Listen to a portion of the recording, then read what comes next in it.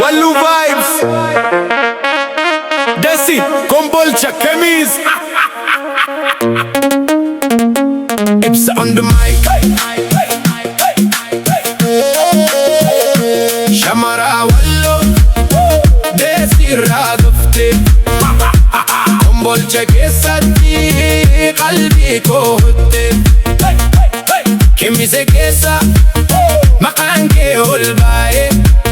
Ati na jaalatte taanaan jireenyi koo baare. Desi daandiirra si argu guyyaa tokko, onneen koo rukutee hin tasgabbaa'u tokko. Akka aduu bahaa iftee keessa koo, ati jalqaba jaalala seenaan koo. Kombolcha keessa deemsa kee argu, namni si argu hundi si faarsu. Style kee clean akka queen tokko, ati top irratti hin qabdu competitor tokko. Shamara Walloo, Desi irraa dhufte. Kombolcha keessatti qalbii koo hutte. Kamisee keessa maqaan kee ol baay'ee. Ati na jaalatte taanaan jireenyi koo baare. Kamisee keessatti sagalee kee dhageesse, akka sirba durii keessa seene. Bati harbu fi weereelu keessa, maqaan kee dhaga'ama akka urjii keessa. Haadha bareedina Walloo bakka guddaa, ati keessa jirtu ifni dabala addaa. Uffata aadaa diimaa fi magariisa, akka aboo lafirratti fakkaata. Desirraa jalqabee hanga Kamisee, jaalalli kee keessa koo hin fiksine. Kombolcha keessatti si waliin deemu abjuu koo guddaa. Si bira dhaabbachuu Shamara Walloo, maqaa kee ol kaasa. Biyya guutuu keessatti si beeksisa. Ibsa jedhu maqaan koo siif sirba. Ati yoona jette haa ta'u, ani si bira dhaabbachuu.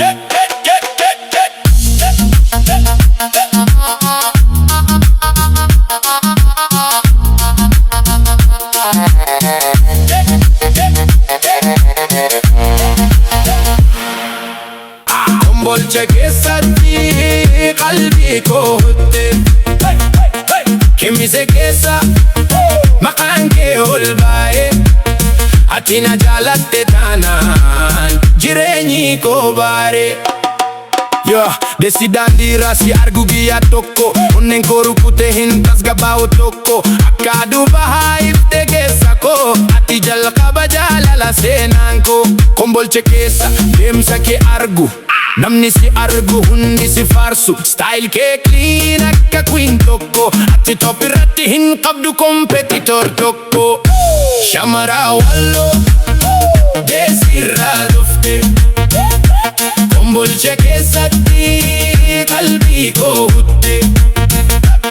Kamisee keessa maqaan kee ol baay'ee. Ati na jaalatte taanaan jireenyi koo baare. Kamisee keessatti sagalee kee dhageesse, akka sirba durii keessa seene. Bati harbu fi weereelu keessa, maqaan kee dhaga'ama akka urjii keessa. Haadha bareedina Walloo bakka guddaa, ati keessa jirtu ifni dabala addaa. Uffata aadaa diimaa fi magariisa, akka aboo lafirratti fakkaata. Desirraa jalqabee hanga Kamisee, jaalalli kee keessa koo hin fiksine. Kombolcha keessatti si waliin deemu abjuu koo guddaa. Si bira dhaabbachuu Shamara Walloo, maqaa kee ol kaasa. Biyya guutuu keessatti si beeksisa. Ibsa jedhu maqaan koo siif sirba. Ati yoona jette haa ta'u, ani si bira dhaabbachuu.